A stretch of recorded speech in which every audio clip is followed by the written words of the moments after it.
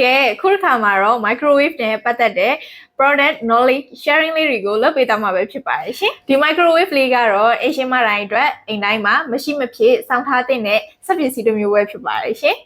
microwave လေးကိုအသုံးပြုမယ်ဆိုလို့ရှိရင်တော့အခုပြောမယ်စောင်းရင်ရှောင်းရဲ့အချက်ကလေးတွေကိုလုံးဝမမေ့ဖို့လိုတယ်နော်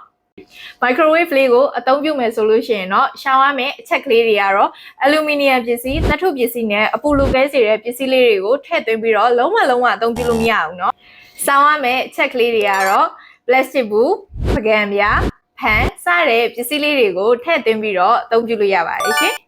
အခုပြောပြသွားတဲ့စောင်းရန်ရှောင်းရန်အချက်လက်များကိုအရှင်မတို့အနေနဲ့အသေးစိတ်လိုက်နာကျင့်သုံးမှသာလျှင်စက်ပစ္စည်းများကိုရေရှည်မှာအသုံးပြုနိုင်မှာပဲဖြစ်ပါတယ်ရှင်။အခုလိုမျိုး microwave လေးတစ်လုံးရှိနေတဲ့အကျိုးကျေးဇူးကအရှင်မတွေအနေနဲ့အချိန်ကုန်လဲတက်တာလူပင်ပန်းလဲတက်တာစေပြီးတော့ဟင်းလျာများကိုအချိန်တိုတွင်းမှာပဲနှွှေးပြီးတော့အသုံးပြုနိုင်မှာပဲဖြစ်ပါတယ်ရှင်။ကဲခုလိုမျိုးနောက်ထပ်ဗီဒီယိုတွေမှာ product knowledge sharing လေးတွေကိုလုပ်ပေးသွားအောင်မှာမို့လို့ OGO Home ရဲ့ TikTok account ကို like and follow လေးလုပ်ပေးထားကြဖို့မမေ့ကြနဲ့နော်